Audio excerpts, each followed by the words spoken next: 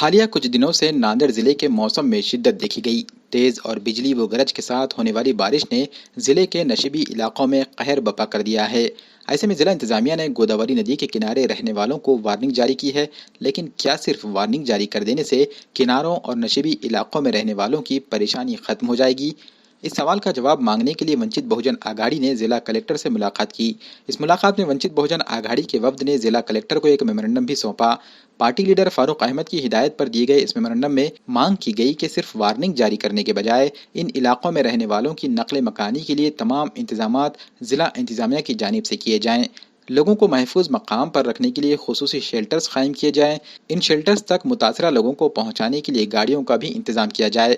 इसके लिए वंचित बहुजन आघाड़ी ने एनडीआरएफ की एक कंपनी को नांदेड़ में ही तैनात करने की मांग की।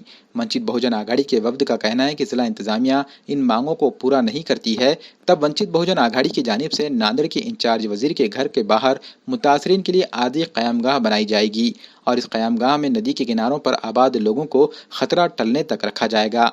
जिला कलेक्टर दफ्तर पहुंचे इस वफद में एडवोकेट शेख बिलाल, जावेद हाशमी, सुरेश गजबारे, विठल गायकवाड़, भीमराव बेंद्रकर, धम्मा इंगोले, विनायक गुरुजी और डॉक्टर सिद्धार्थ भी शामिल थे।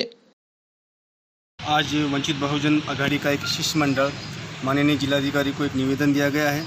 इस निवेदन के अंदर हमने मांगनी की है, जिस तरह से कल जिलाधिकारी कार्यालय की तरफ से नदी किनारे रहने वाले रहवासियों को, नागरिकों को चेतावनी दी गई कि पानी छोड़ा जाएगा गोदावरी प्रकल्प का, तो उन्होंने सिर्फ चेतावनी दी है।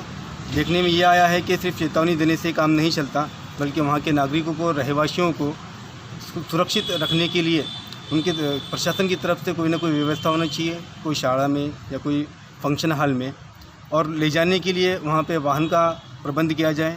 वहाँ पे एक जो लोग अपने पैसे खर्चा नहीं करके जा नहीं सकते, ऐसे लोगों की व्यवस्था करने के लिए प्रशासन को आगे आना चाहिए, बल्कि सिर्फ चेतावनी नहीं देना चाहिए। दूसरी मांगनी हमारी ये ऐसी है कि जब अगर प्रकल्प आ जाएगा या नदी के ऊपर पूरा आ जाएगा तो समस्या ज़्यादा बढ़ जाएगी।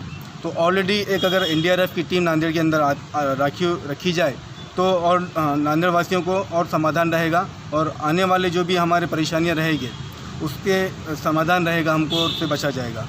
अगर ये मांगनी हमारी तुरंत पूरी नहीं होती है तो वंचित बहुजन आघाड़ी वहाँ के नागरिकों को लेकर जिला प्रशासन के कलेक्टर ऑफिस में, कमिश्नर ऑफिस में, खासदार, आमदार और पालक मंत्री जी के घर पर लियाकर छोड़कर वहाँ पर रहने की व्यवस्था करेगी। कुठलीही व्यवस्था न करता काल 16 तारखेचा एक आदेश काढलेला आहे कलेक्टर ऑफिसने की घरी आपले घर खाली करा असा आदेश आहे आणि आपापल्या सुरक्षित स्थळी जा असा आदेश न करता प्रत्यक्ष प्रशासनानं ती व्यवस्था केली पाहिजे आणि त्या सुरक्षित स्थळाची व्यवस्था करून तिथं पोहोचती केलं पाहिजे सर्व लोकांना आणि त्यांची सुरक्षा घेतली पाहिजे।